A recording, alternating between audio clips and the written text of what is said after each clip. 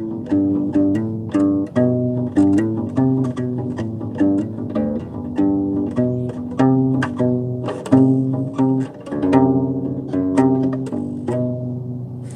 guys, Steven here, and I'm trying something a little bit different because we had a power outage today. So there was a storm yesterday just related to the hurricane and all that stuff, and it came through Georgia and finally affected us as well. So a whole bunch of trees got knocked down, and it just knocked everything power-wise out. So I'm trying to come live to you from the car. I'm not sure how easy it will be for me to see comments on this one, but I'm going to be live for a little bit. The reason that I'm starting this stream early is mainly because it's not going to be light out here for too long, and I'm afraid it'll get dark. So I'm starting a little bit early to hopefully have some more daylight time for this. But I hope everybody's doing well. And if you're in Georgia or any of the surrounding states, hopefully the storm didn't affect you.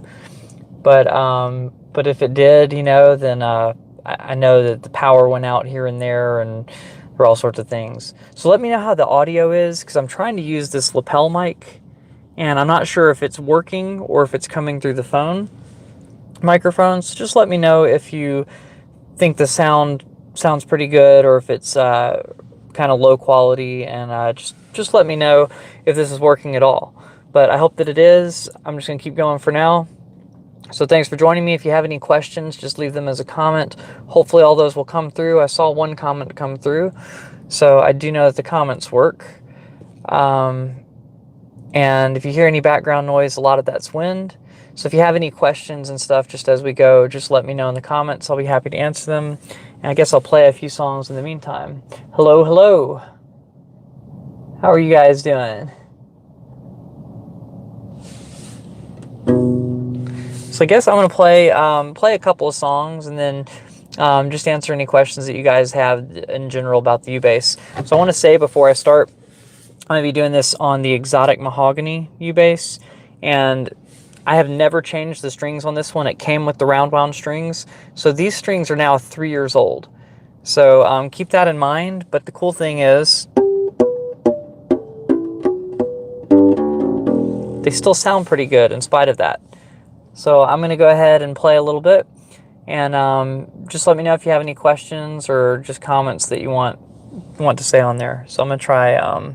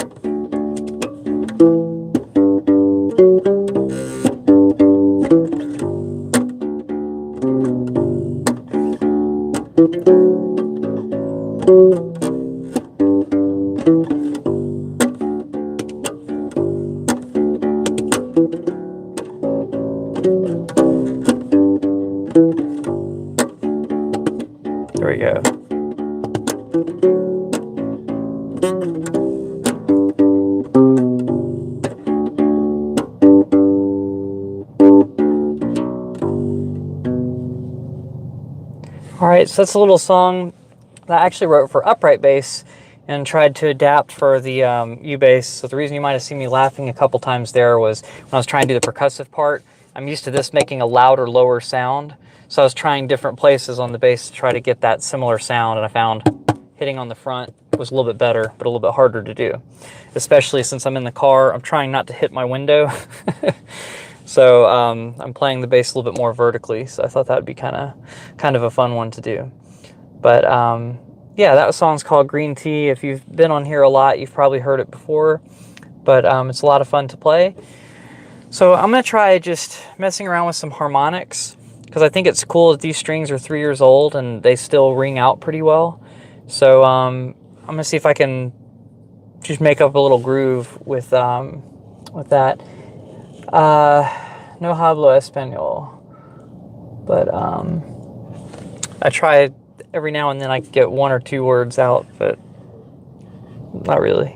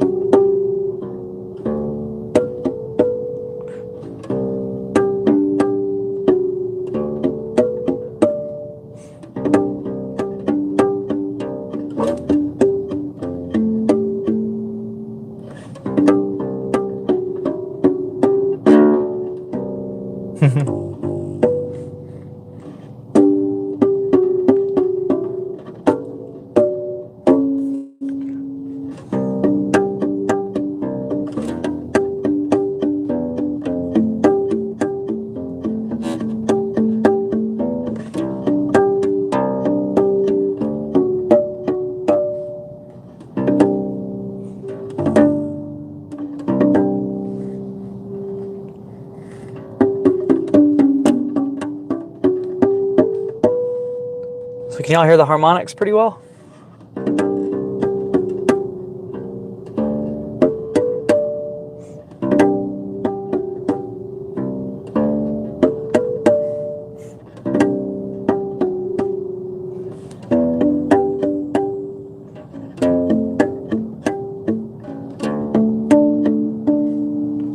Loud and clear. Awesome. That's good to hear. Very cool. Yeah, it's cool hearing a lot of things with harmonics. So I guess that's one thing that we can just talk about a little bit is different songs that use harmonics.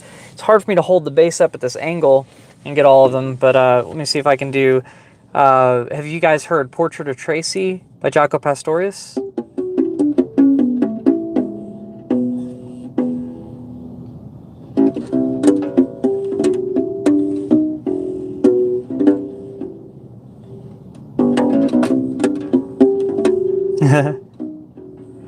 I forgot it. But you get the idea. It uses a lot of different harmonics. It's a really cool song. So Jaco Pastorius kind of made those popular on bass, just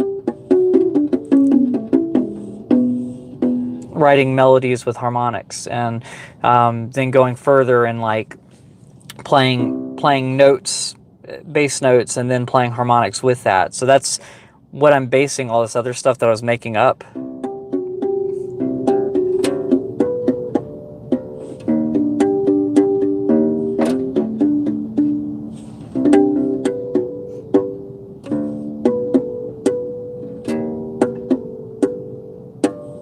You know, all that stuff. I'm playing bass notes on the A string and the E string, and I'm playing harmonics on the D string and the G string.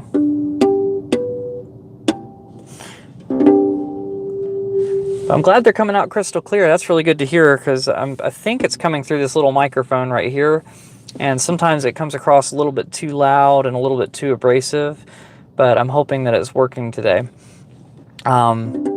Like I was saying before, the storm took out the power. So the reason that I'm coming to you from the car, obviously, instead of from the house, is because I don't have any power at home. So I'm trying something, just hoping that it works. And that's kind of the idea. So Jaco Pastorius had Portrait of Tracy. So that was that one. All that stuff. Yeah, a couple trees fell in the neighborhood. I was lucky and very fortunate that none of them fell on my house or anything, but I was a little worried about it. Oh, thank you, Harris. I appreciate it. So, so yeah, those are the harmonics. Portrait of Tracy was the Jaco Pastorius one. That's probably the most well-known harmonic bass song. And then Victor Wooten did a really cool version of Amazing Grace that uses harmonics. I'm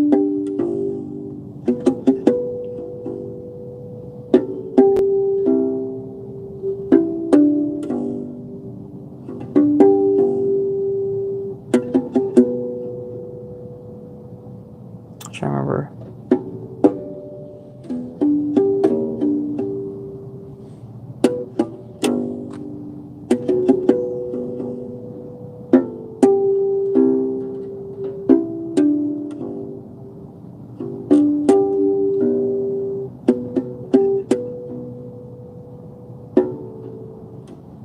What was it?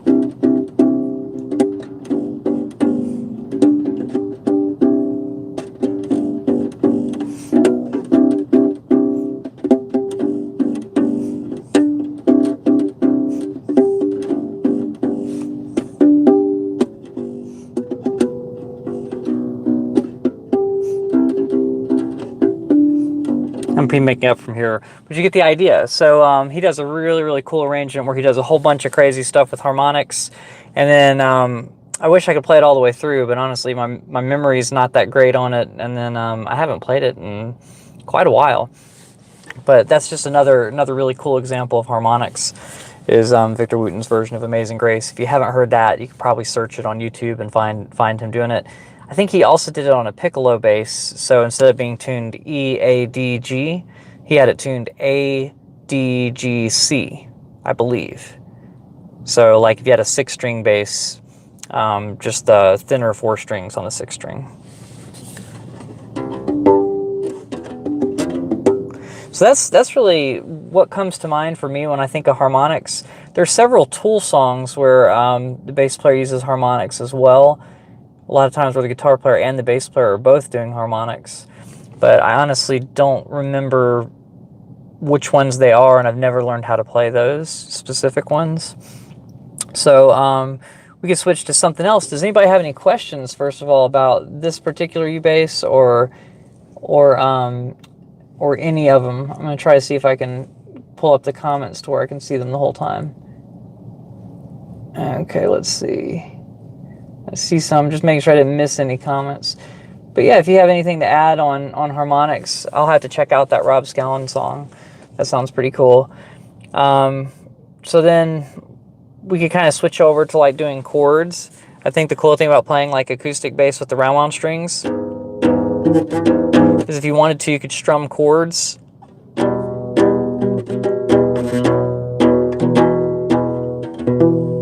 However, I don't seem to be getting the high strings to ring out as loudly as the other ones, so I'm not sure if that's working too well.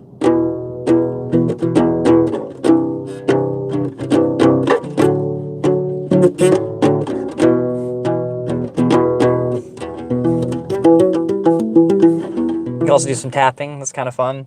I might try to make something up.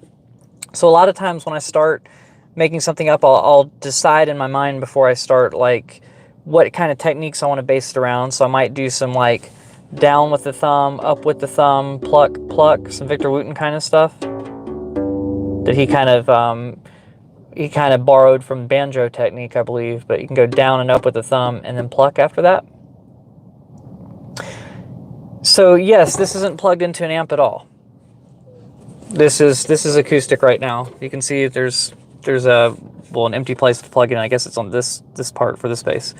But yeah, it's not plugged into anything right now. I have a microphone on my shirt, and that's what's picking it up. It's a little bit quiet, so if you're trying to like jam with a band or something, it would totally get obscured. I think I jammed with a guitar player, and he was having trouble hearing me as well. So it's not super duper loud, but when you're playing by yourself, it doesn't really have to be. Right?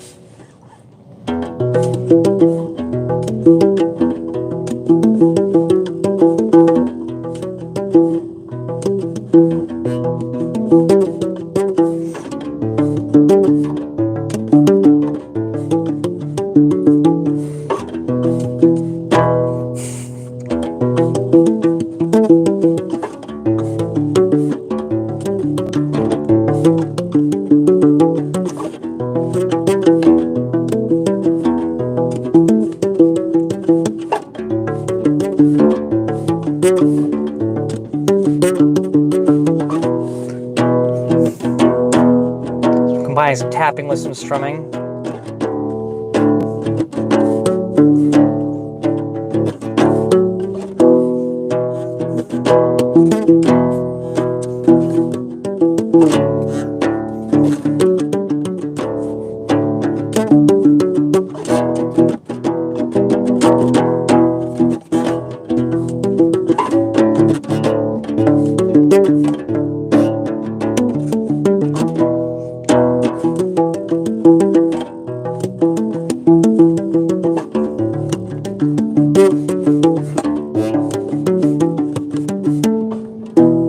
So that's kind of fun stuff to do as well, just kind of messing around. It hurts the hand a little bit on the round wound strings. I think part of it's because I'm having to hold the instrument at not the ideal angle.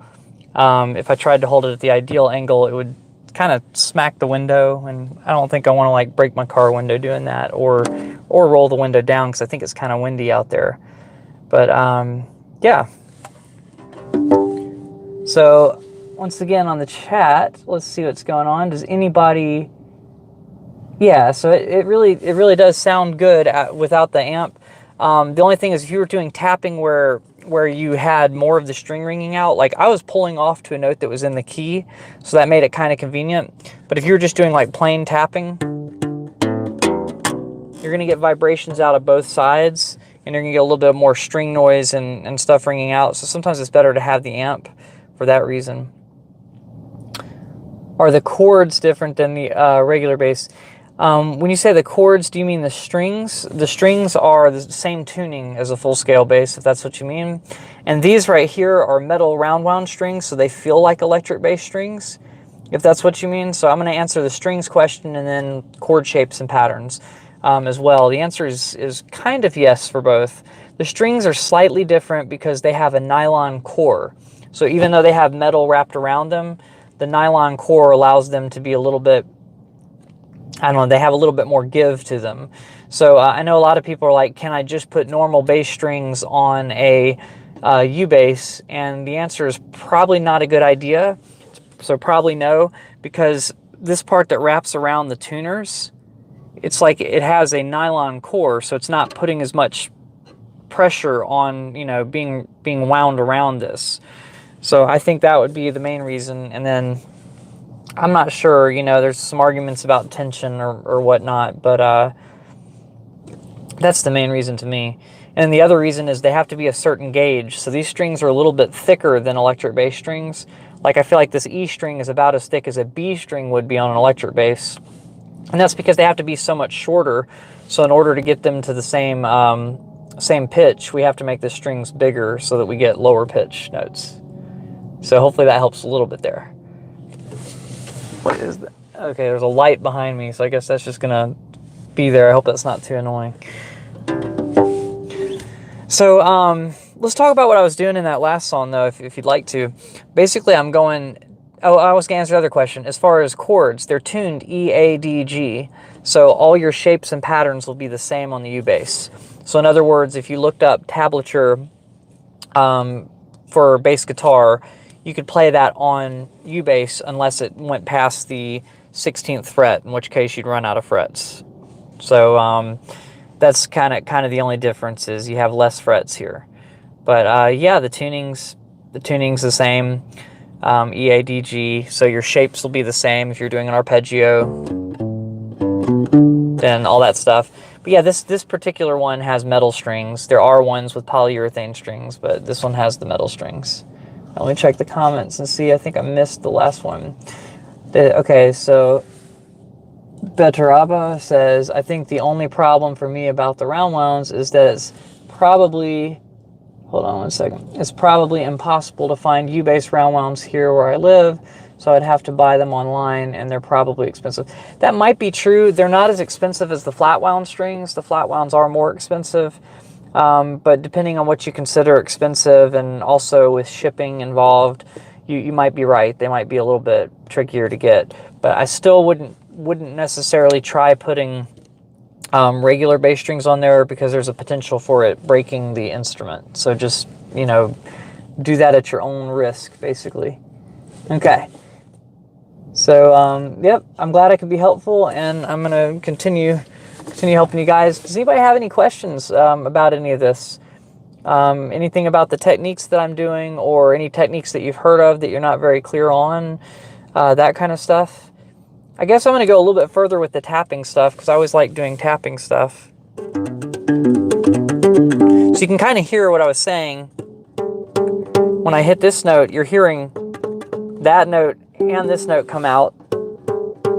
So tapping doesn't really work unless you mute on this side as far as playing acoustically versus with the amp.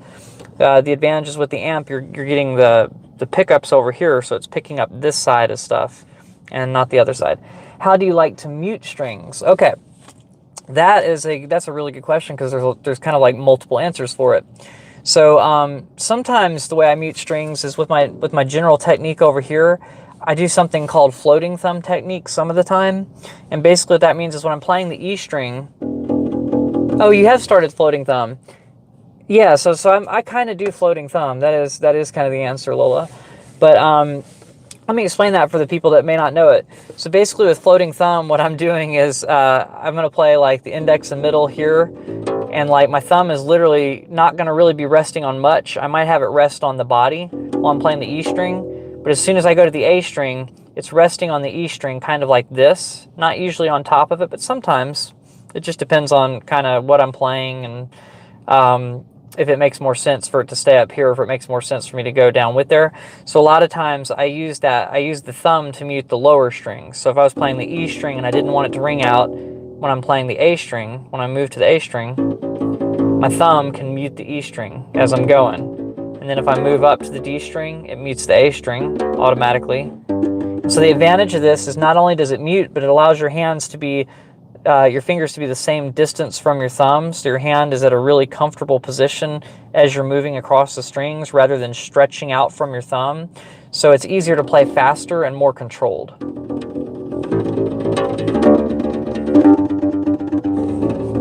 And you're able to mute better. That wasn't really a great example of controlled, but like I said, I'm kind of playing vertically, so it's a little bit different than what I'm used to. So yeah, so that's one answer. Then the other answer is that's not always enough, right? So that mutes the strings that are lower from ringing out. And then when I'm using my left hand, I mute the strings down here that aren't supposed to be ringing out. So like if I'm playing a C note and I don't want the and on the A string, and I don't want the D string and the G string to ring out, then I'll probably mute it with one of these other fingers down here, or the bottom part of the finger underneath. Even though you really want to have curve technique, sometimes I'll flatten it out to mute. Sometimes I'll just use my other finger so I don't have to flatten it out to mute. But you got to be careful if you just use one finger, because if you're right over a harmonic, the harmonics might still ring out. But that's what I do there. So you may want to touch it in two different places. Like if you're using your middle finger to play a note, you can touch the other two strings with your pointer finger just lightly, don't push down, and your pinky, and then that way you'll mute any harmonics that would happen as well. So you can mute that side of the bass this way, and this side of the bass from doing the floating thumb, or at least resting your thumb on the E string. So hopefully that gives you some ideas on muting, because muting is tricky. So that was a great question. Okay, I have not, I guess the person Trash Juice, have you ever played a Maui ukulele fretless? The answer is no, I have not played one. If you get one and you try it out, please let me know how it is. I'd love to hear about it. Love to learn about it. Maybe the tapping would sound better with, they keep disappearing every time I try to read them. Would sound better with one of those fret wraps that mute the other side. And yes, the answer is it does help to have a fret wrap, or to mute with this hand. But if you're doing the two-handed tapping, you want to keep these fingers free, so you don't want to be worrying about muting like that. So yes, a lot of times when I do videos, I'll either do a fret wrap. There's been a couple times where I couldn't find a fret wrap at home, like I've lost it currently. And so what I do sometimes is I'll take a tiny piece of toilet paper. I know it's kind of silly, and I'll stick it under the strings right at the nut, just right in front of the nut here. And then I'll just, paper towel, toilet paper, something, until we get to right about here, just so the string doesn't ring out as I'm going. Other times I might do the Victor Wooten thing and use a hair tie, but I don't usually have a hair tie handy, so I don't always do that. There was one time I cut the part that goes around your ankle of a sock and tried using that as a fret wrap. So those are some creative ideas if you don't have a fret wrap. And basically it's just designed there to keep those strings about that level of muted so that when you're playing notes, they don't ring out when you're tapping.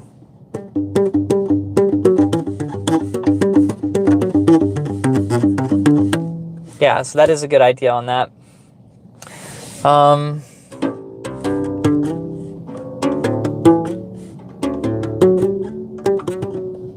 Because otherwise you end up getting a whole bunch of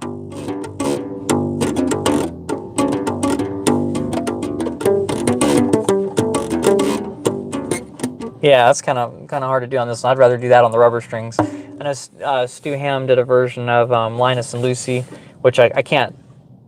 I don't know if you can tell us what I was trying to play, but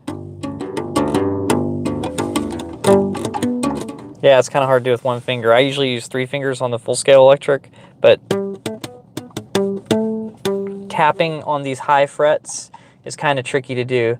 I'm starting to lose the sunlight. It's gonna get kind of dark in the car. So I hope you guys don't mind, but I'll probably end up cutting the stream a little bit short just because of that. But for now we'll keep going. So we've got tapping techniques and all sorts of things like that. And yes, you could use a fret wrap to mute. You can also use that fret wrap to mute those strings that I was talking about so that you can keep your technique nice and keep your fingers curved and not have to flatten them out to deaden the other strings. So that helps a little bit. Okay. Have you ever played those electric Cubasses, the ones that are exclusively electric but still have the rubber strings?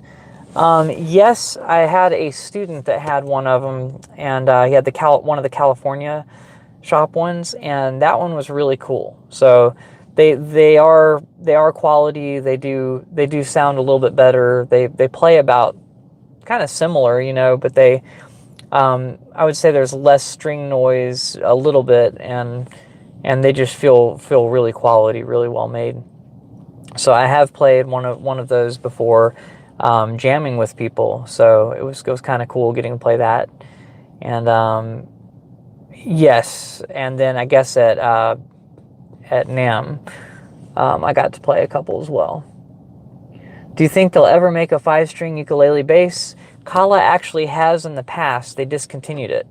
But they used to make 5-string bass ukuleles, and they used to make string sets for them. And they used to make the, I think they had 2 different kinds as well. I think they had the BEADG ones that were sized for that.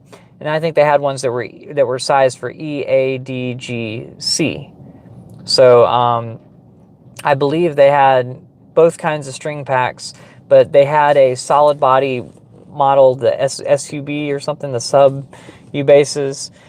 And then they also had one of the California custom shop, or whatever they call it, the California shop. Anyway, they did make 5 strings. So that's a great question. But yes, they did make those. All right. Let's see. I'm gonna see if I can remember this one. A little original song for you.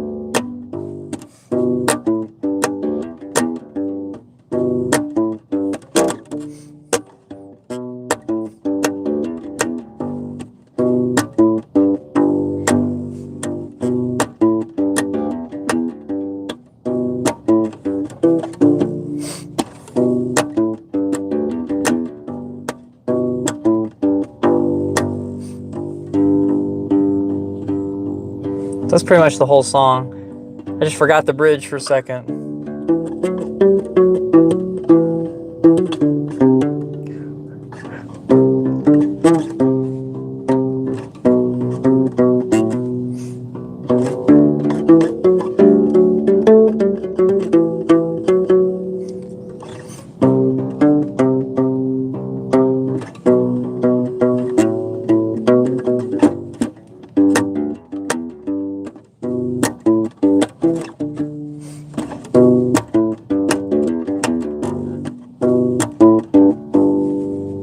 Yeah, so that's the idea. I called that one Going Camping.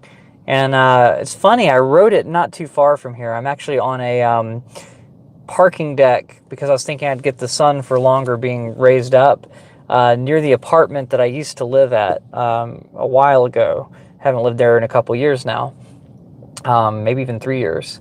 But right now I'm like, I don't know, 100 feet away from where I wrote that. So if you go back on my YouTube channel, there was an original song called Going Camping, and that was that one. So yeah, so I have two percussive songs that kind of use that same chord shape thing going on there, and these chords are called tenths. So they're 2-note chords. I'm only using 2 notes when I'm doing that, and right there I'm playing a G on the E string, so that's the 3rd fret right there, and then I'm playing the 4th fret on the G string. So and I'm plucking those 2 strings. Thumb is plucking the E string, and my middle finger is getting the G string. And basically tenths, if you're familiar with intervals, it's a third spread out over an octave. So you can play a scale out of them. I made a lesson video where I was playing.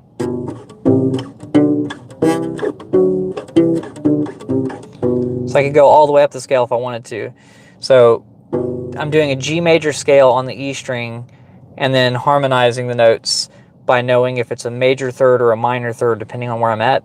So if you're doing a major scale, your chords would be like a G major, an A minor, a B minor, a C major, a D major, an E minor, an F sharp diminished, which we'll just consider the third of the, the thirds in there are minor, and then you're back to G major. So if I were to do that on here, I'd be doing my major scale on one string on that string, and then I know if it's a major third or a minor third, another minor third, a major third, minor third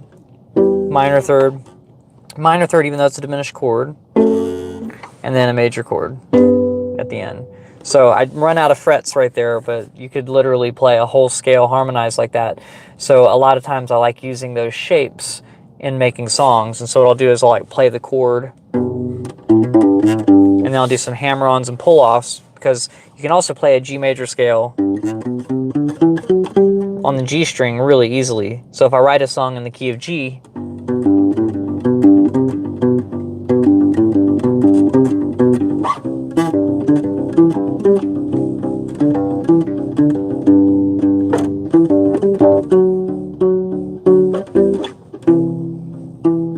right? So you can do some cool stuff.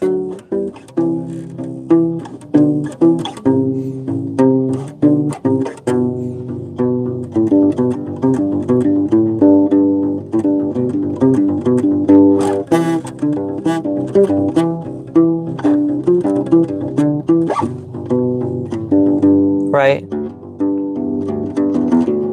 So what I'm doing in that song is I'm making a melody out of the first 3 notes of the major scale in reverse order on the G string. So I'm going B, A, G, and then I'm hammering on from the open D string to the 2nd fret on the D string and playing the open G string.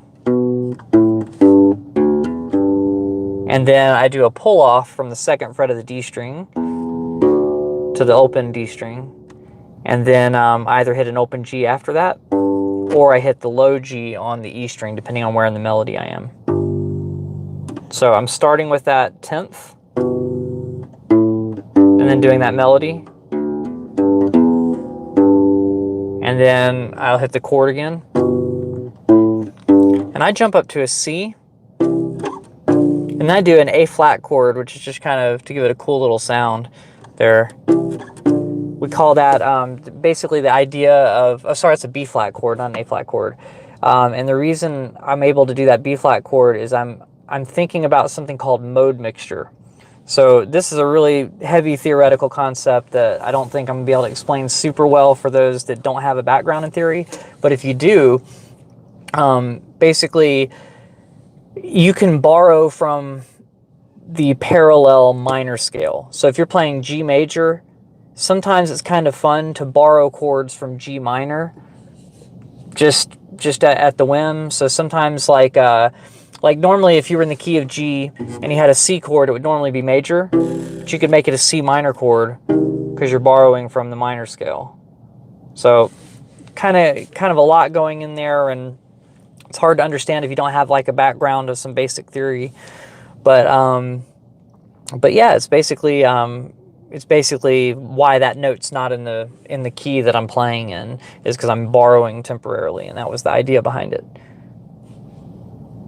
So it's turning into the shadow session where I'm becoming a silhouette instead of a human being. I wonder if I sit closer. Yeah, you might be able to see me a little bit better. I mean, I would go out of the car and get under one of these street lights to do this, but I have a feeling that the noise is going to be too loud out there because of the wind and because of everything. Does anybody have any questions about any of that? Did I thoroughly confuse anybody, or does anybody understand what I was talking about with the theory? And does anybody have any questions, requests, comments, or anything that they want to talk about with the U-Bass? Or any questions about this particular model? This is the exotic mahogany U-Bass. I'm not sure. I don't think they make it anymore, but it's a really good one. It was the first one I got a little bit over 3 years ago. So that was fun. Oh, thank you. I appreciate it. Thanks for tuning in too. So what's the story behind your name? I notice it's Trash Juice. What gave you that name? It sounds weird, but it's funny. If it's not an appropriate thing, you don't have to say. But I was just curious if that's like a band name or if that's like a inside joke or something of that nature. But the first song that I arranged, I did it like in one day, but on U-Bass. The first song I arranged when I got this particular bass was Canon in D. And I honestly don't remember my arrangement exactly, but I was doing a lot of two-note chords. Let's see. So I got to think for a second.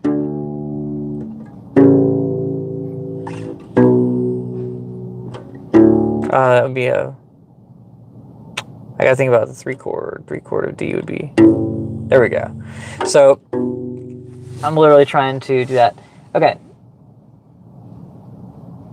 Oh, cool. That's awesome to know. So your name, Beteraba, means beat in Portuguese. I need to learn some Portuguese. I don't know any Portuguese.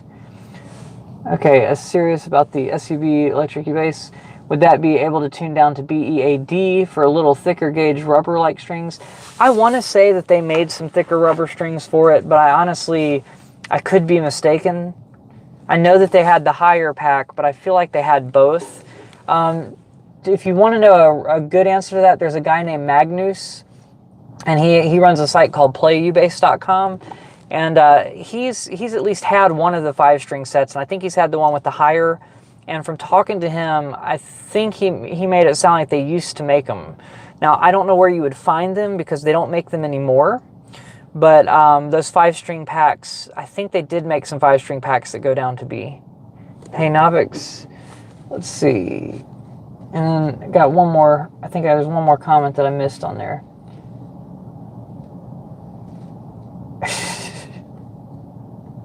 Okay, so it was a band name and literally just the idea of actual trash. Okay, that's funny. All right, so yeah, Edwin, I would ask the people in that Facebook group because Magnus is also, I think, endorsed by Kala, and so he would know the answer to questions like that. And and he might even know the answer to where you could still find them if they were still being made, or if someone still had a lot left over. So I would talk to him and join the U-Base Freaks Facebook group. I like giving them a shout out because it's a really good community over there. People just kind of like hanging out and stuff. Yeah, so a little bit of backstory for those joining late. Basically, in Georgia, we had a little bit of leftover winds from the hurricane. We didn't get like a massive hurricane here, but there was a pretty, rough after effect, almost like a tropical storm kind of thing. And it knocked over a few trees in my neighborhood, and they landed on the power lines. So I currently don't have power there. So I decided to get this nice little lapel mic on my shirt and bring the U-Base and do all that. So let's see, more comments. So that's why we're doing acoustic. When it comes to drop tuning, as far as the U-Base, I'm a fan of drop tunings and low tunings. Okay, I think I've done drop D on this before, and drop D works okay, but I think when you drop the tunings too low, the strings get a little bit too floppy, and they kind of lose their resonance and their sustain and stuff. So just in those tunings. So yeah, you might be able to find a BEADG, but I don't know about dropping the tuning and still getting it to come out. Yeah, acoustic's kind of fun.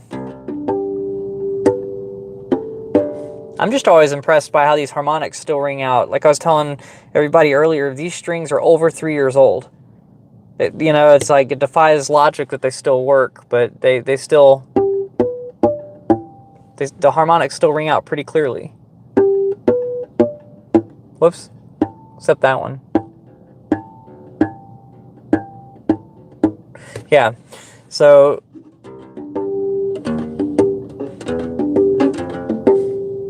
it's kind of cool. Yes, and this is the exotic mahogany one. I know it's kind of hard to see, but this is the exotic mahogany model. No one's asked about slap today. I'm surprised. This is the bass that you can slap on the most. If you're like curious about acoustic slap.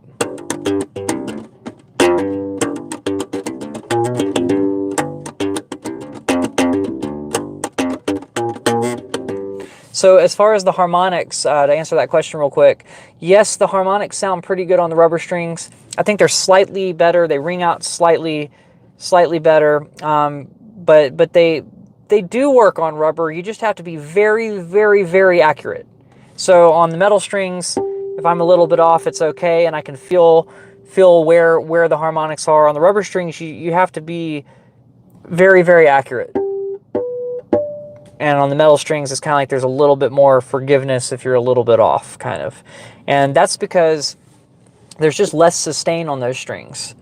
So, these strings being metal, they kind of ring out a lot. So that's kind of something. Yeah, I think I'm gonna do some more slapping because it's kind of fun.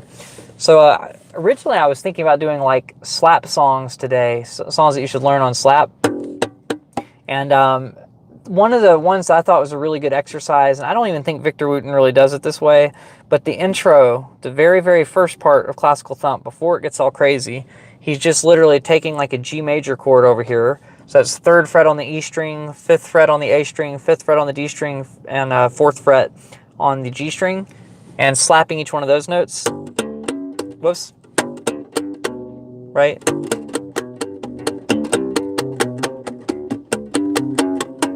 As you can tell, it doesn't sound as good acoustically, and if these strings were newer, they'd have a little bit more attack to them. But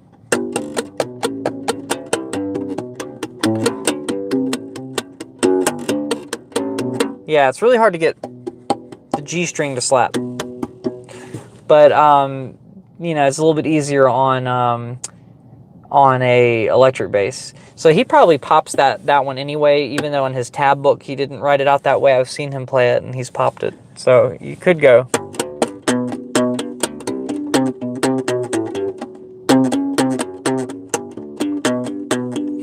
But yeah, so that's Classical Thump, which is kind of fun. What I like after that is their hammer. You can do hammer-ons, and you're practicing hitting an open string and hammering onto the note.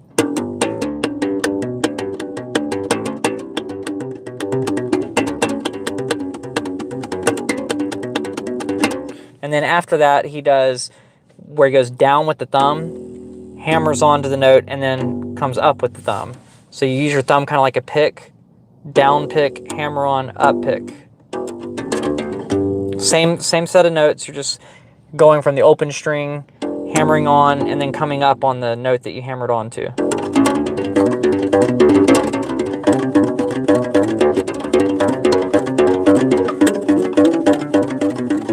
That part at the end is literally just hammering onto every note of a G major scale.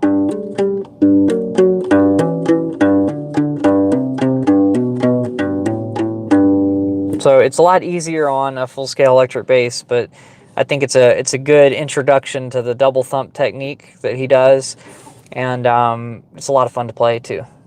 So there's all that. But yeah, so that's that for slap. I think we had another question about loop pedals. So with it's not. There we go. I just wanted to see if there were any other questions. So don't have a loop pedal yet. Do you recommend I get one? I really enjoy the loop pedals. So honestly, it's a lot of fun. The one that I had, I bought used, and before that I had a newer one. So I had a single pedal Boss loop pedal that was pretty cheap, and that's the nice thing about it, is just that it's like $100 or something. And when I say cheap, no, I mean cheap in comparison to other loopers. I know that that's not super cheap or anything. But yeah, so I had that Boss one, and the problem with that one is if you're using it for live shows, or if you're, trying to record yourself like it's a live show, then you have to like double click it to stop it. I mean, there are certain things like you click it once and it starts recording. You click it again and that's where the loop starts over. You click it again after that and it records over that loop. So you have your overdubs.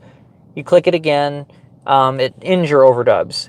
In order to stop the song, you had to double click it, right? Really fast, with your foot, right?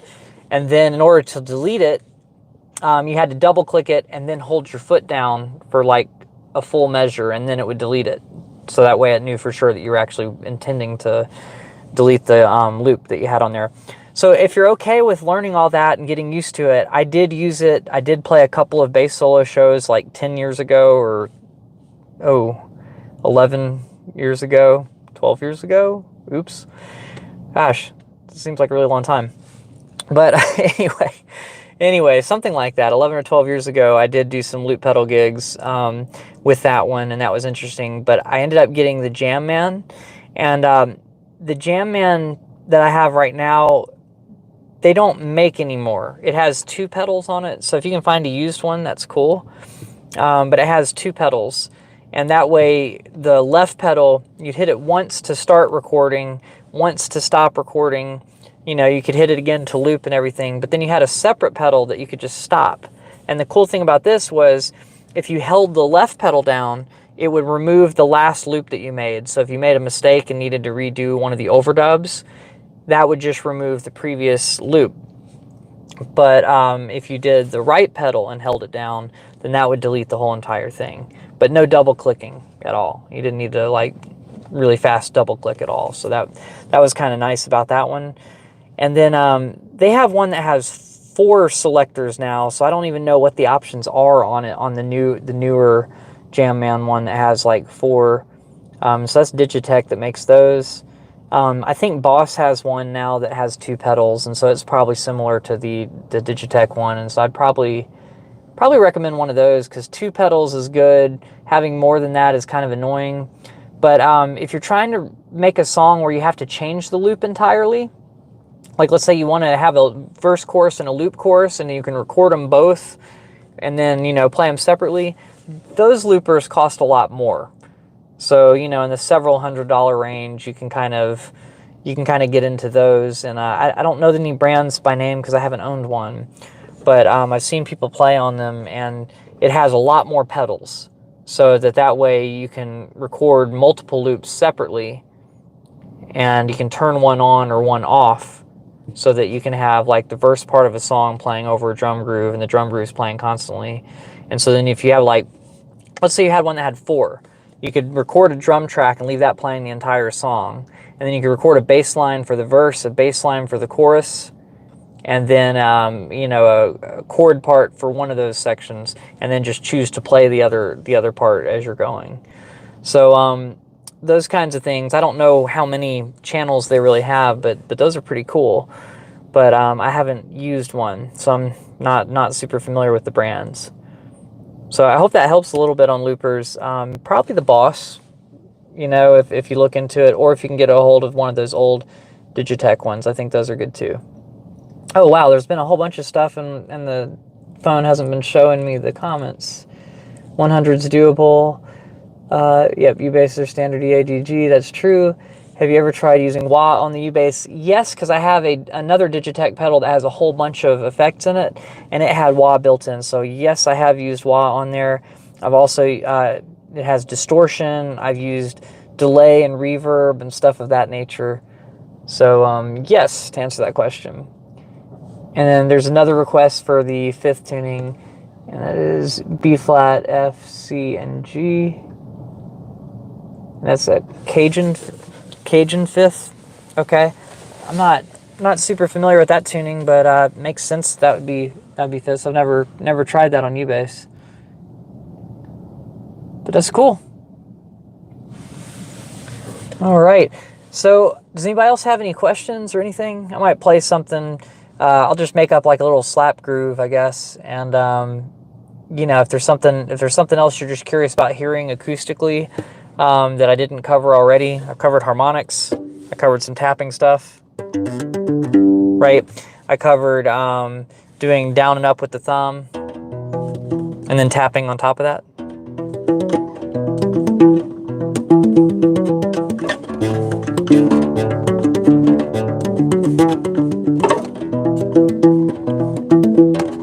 Yeah, it's kind of hard to go back and forth between that and this. Sometimes on the electric bass I have more stability of the instrument, so I'm getting a little bit of like I'm lagging a little bit and switching back and forth between the techniques. So I have to figure out a better way to hold and secure the instrument to do that. But in the car it's kind of tricky. So, but yeah, I'm going down, up, pluck, pluck there. So I'm doing like a power chord shape and going down. So like let's say I'm doing 7th fret on the A string and 9th fret on the D and the G string. I would go down, up on the A string with my thumb, and then pluck the D and pluck the G string with my pointer, then my middle finger. Man, this wind is starting to get crazy out here. I may need to get off the parking deck pretty soon. But yeah, so you're gonna go down, up, pluck, pluck. And so then I'm in E minor, so I'm just playing notes of E minor when I'm doing the tapping thing, and I'm holding this shape down, and then pulling every note off to that 9th fret on the G string.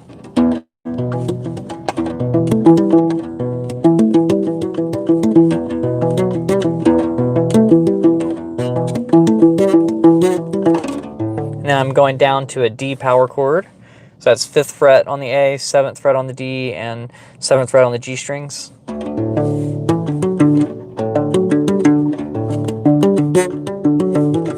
And just kind of messing around with that and kind of making up a melody. But yeah, so there's that, and then of course you can always slap.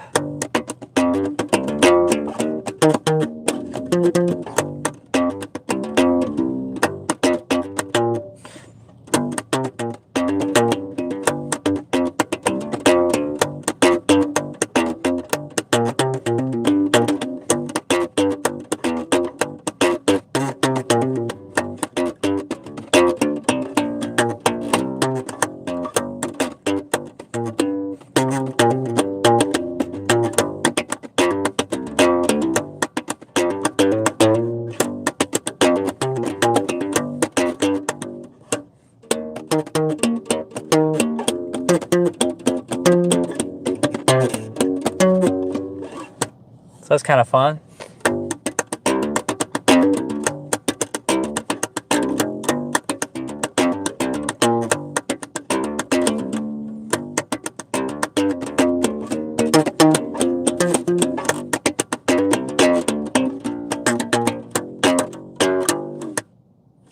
All right, so I think that's about it for me, unless you guys have some more questions that I missed, because yet again, the phone doesn't keep the chat up there. Our Kala bass strings compatible with other basses. With other uke basses, if they're the same scale, yes. If they're longer, then you probably want to go with the ones that that are made for those instruments. But if they're the same length, and you can look up the scale length. But if they are, then yes, the answer is they are compatible. Okay. Hi, better late than never, maybe. Hey, Alan. All right, so I have a comment. The first time I saw one of the YouTube videos about the U-bass, I love that sound, especially the electric U-bass. Yeah, the electric U-bass is really cool. Have you played Primus on the U-bass? Someone asked me to do it last time, so yes, I can do a little bit of Primus, and I'll do that before we go. Love playing with the round wounds. I'm a journeyman. Please stream longer. I'll do a little bit longer. I'm just starting to worry about not really worry about it, but yesterday we had really strong winds, and right now I'm up on top of a parking deck. So if the winds blow any harder, I might cut it a little bit short. Let's see if I can do the.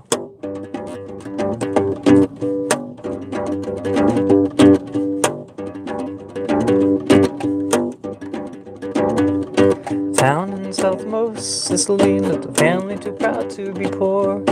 Here the few took the father away, they haste for American shores. Yeah, so if I could remember all the words, that'd be fun to sing too. But yeah, that one's American Life, Primus. Can you do For Whom the Bell Tolls? So we're missing some frets in order to do that. So I'd have to do something creative. I'm trying to think. I think it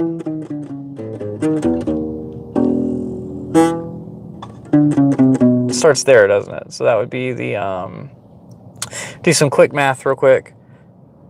15th, 17th. That'd be the equivalent of the 19th fret. So I guess what I'd have to do is do the false harmonics. Yeah, that's not great. Maybe I could bend the note. Nope, can't bend it quite that far. Hey Nick, what's up? So Nick's in that wedding band. We do weddings every now and then. I've told you guys about the wedding band before. We actually have a couple going on this weekend, which is kind of cool. So I'll be adding a nice side of bass to the weddings there, and I have to be honest. I still have to work on the songs. I made a little playlist of them. You don't usually want to tell your band leader that on a live stream the night before, but there you go. But yeah, basically what I do is, oh man, last minute for you too. Yeah. I listen to them. There are only like 5 or 6 songs on that list that we don't normally play, so should be good on that. And some of them are really just going over some stuff, so that'll be fun. Who practices anymore? I don't know, but don't let the bride and groom know, right? But that's our goal. That's our goal. Is we try to fake it well enough to where they had no idea that we didn't practice together collectively, every day or whatever. And honestly, it's not even trying to fake them. It's just we do the homework. Which is sometimes we do the homework the night before or the day of. Because a lot of times, and I know it sounds cocky, we can wait to the last minute and do really well, but kind of it's just like you look at the list of songs and you got to know if there's some really hard ones on there, you got to take a break from everything else, crack it down and do that. And then there's some other ones where just listening to them, you can really get a good feel for it, as long as you know what key you're in and kind of what to listen for and stuff. So yeah, that'll be fun. I'm looking forward to playing that one and the one on Sunday. Although I believe I'm playing some upright on that. So Nick, if you're still there, hopefully there's some songs for that. I don't even know if I'm doing the ceremony on that one, if I'm getting confused with a different one. But yeah, if you know, let me know. Right. So if I'm in a string quartet, if you can get somebody to send or bring music, that would be helpful. Yeah. Okay, just cocktail. Okay, that's not bad. I can do that. Okay, cool. So yeah, this is the inner workings of a wedding band. For those that are on here that want to be professional musicians, that want to be professional bass players at some point. There's not a whole lot of outlets for the U-bass, but occasionally I do get to play some gigs where I get to bring the U-bass out. But yeah, basically things that help you in those contexts are really doing some ear training. So if you don't know your scales, what I would do first is learn your scales on your instrument and then learn what those intervals are. So like if you're playing a C major scale, you want to know what the distance is between the first and the second note. Basically, yeah. Basically, you want to know the distance between each of those. So you want to know that between the first note of the scale and the second note of the scale, that's called a major second. The first note and the third note, that's called a major third. So once you learn all these different intervals and you learn the ones that aren't even in the major scale, they're in the minor scale and some other ones, then a good thing to do is train your ear to be able to hear those things. So what I do to learn those is I compared them, and this was something I learned in high school music theory class. It was like AP music theory or something is what they called it. And so basically not you hum, but you compare it to songs that you already know that use those intervals at the beginning of it. So like, let's say you're doing this one. You're doing a major second. You're going to go, happy birthday. That starts with a major second. Happy birthday. So if you know that bum, bum sound is a second, then when you hear it in a song, you can know that right away. So what I do a lot of times when I listen to a song is I figure out what note sounds like the scale, the center of the scale that we're in. So like if it's in the key of G major, I'm humming a note, I'm like, that sounds like the original note, and then I check on my bass and go, okay, that note's a G. Then I listen to all these different intervals against that note. So I have that note as like a drone kind of in my head, to compare things back to. And usually I can pick things out by ear that way. And then that way, there have been times where I've had like wrist issues and stuff where I didn't want to play throughout the week, but then have to play a show. And basically, I'm saying basically a lot now. There have been times where it's like if it was a church service or something where I only had to learn 3 songs, I would literally write out a chart based off of what I heard and then figure out what the key was last minute before playing the song and played it just fine. So, there are little hacks if you're somebody that wants to play gigs, but maybe you have a limited amount of play time that you can do because of some sort of injury. That's kind of an interesting thing that you can do that. So Nick says September. That's cool. It's kind of a weird bass line by itself, but it comes in with the.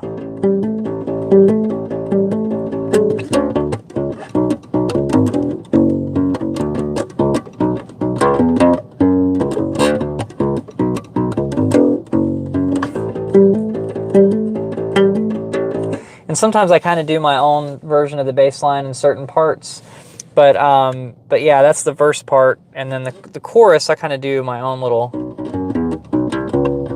and it's really more downbeat oriented than I play.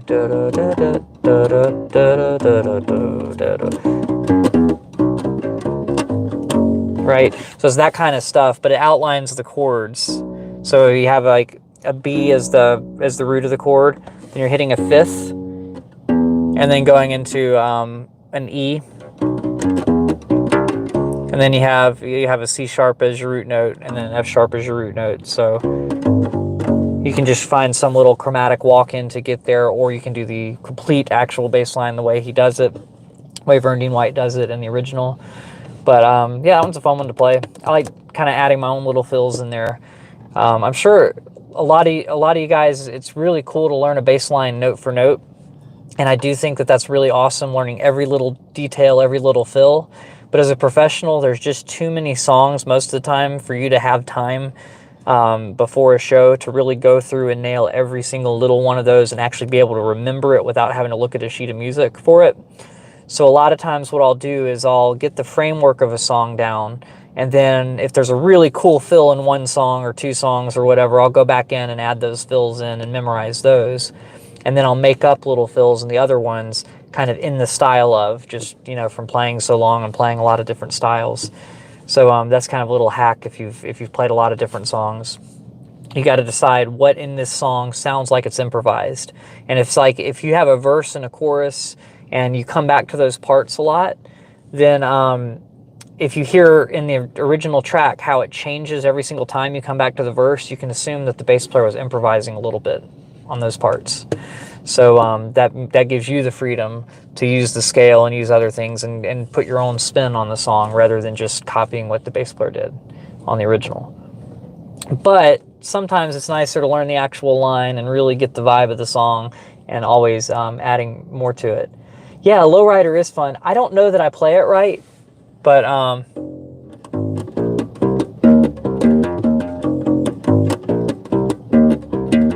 might have that. I'm not sure if that note's right. Maybe it's...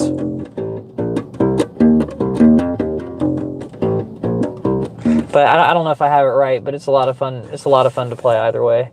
It's been a really long time since I tried to play that one. And then you could do the, if you really wanted to, you could do the other part. I'll do it down here. Right?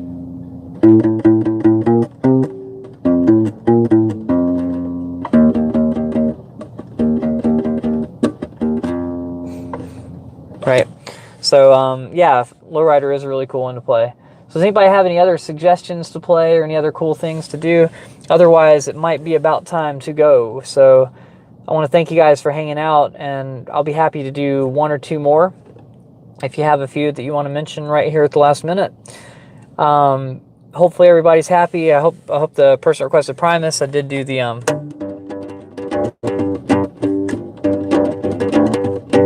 so that one's kind of cool because you hit a G with your thumb, you slap a G note. And then what I do, which I'm not sure if he starts with an up or a down, but he's just kind of keeping this down, up strum thing going the entire time. So you can just practice going boom. And so it's like on one of the downs, you have to hit the thumb on the E string instead of doing a down strum. And you keep that going. And then when you hit the first down, you're going to hit the open D string and the open G string at the same time. And then hammer onto the 3rd fret and hammer onto the 5th fret really quickly. And actually it's an upstroke. Yeah. So try improvising higher ground. So on higher ground, when I get to certain parts of that song, Flea, in the Red Hot Chili Peppers version, he goes kind of crazy on certain chords, and I kind of go crazy, but I still have no clue what Flea was playing specifically. I just know that he's outlining certain chords, so I kind of imitate him by just doing a crazy little run of my own that's not the one that he did necessarily. I mean, if it accidentally is, then cool, but probably isn't when he gets there. But the first part, you've got that.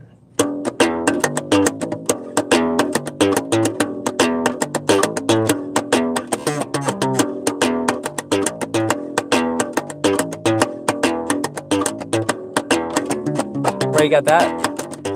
Eventually you get to where it changes key.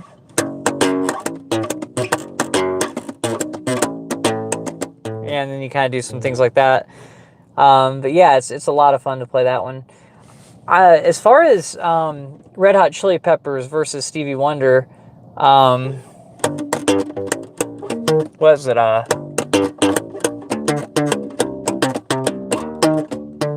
don't know all the fills or anything, but Aeroplane's a really fun one to play.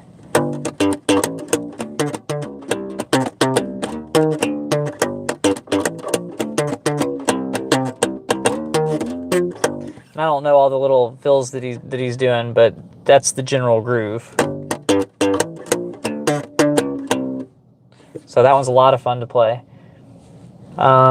Yeah, let's see if there are any others. Any other last minute requests, or is that about it for today? And Trash Juice, you're welcome for playing some Claypool. I wish I could do Tommy the Cat, but I feel like I do it wrong. Like I do a simplified version that I picked out by ear instead of like the real thing, but like...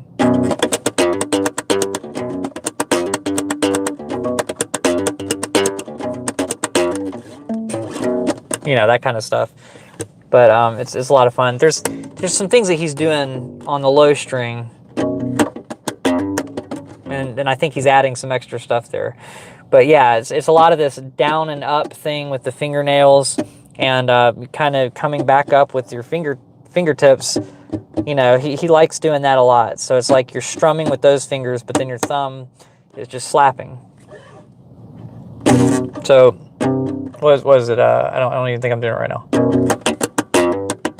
Right, so you got slaps. You got a lot of ghost notes in there too. So that's where you're muting the strings all together. So you're just getting a percussive attack. So if I laid my fingers across the strings, I'm not pushing down on the frets, I'm just touching the strings lightly. Then when I slap, it just sounds like that. When I pop, it sounds like that, so I can imitate drums a little bit. You know, it's like your bass drum and your snare drum almost. So that's kind of the idea with slap and pop, is I almost think of it as like a bass drum and a snare drum. What is that like a is that like a Davey 504 thing?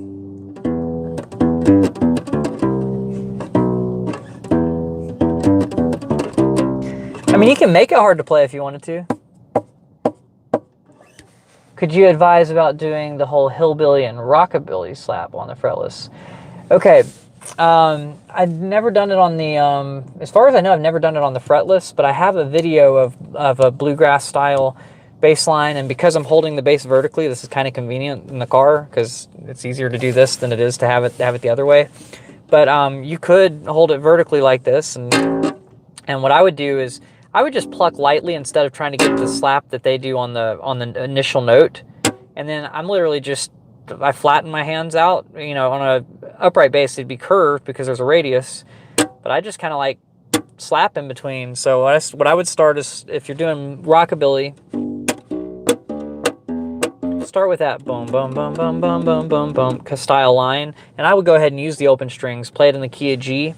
So you got 3rd fret on the E string, 2nd fret on the A string, open D string, 2nd fret, and then 3rd fret still on the D string. Whoops. And then you just got to try to, you know, pluck, slap, slap.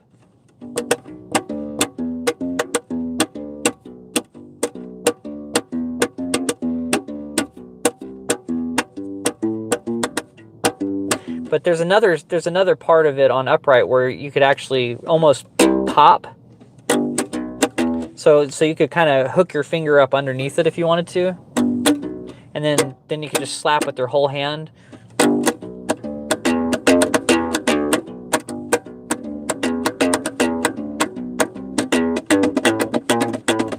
Yeah, okay, I can't stand time when I try to do that crazy.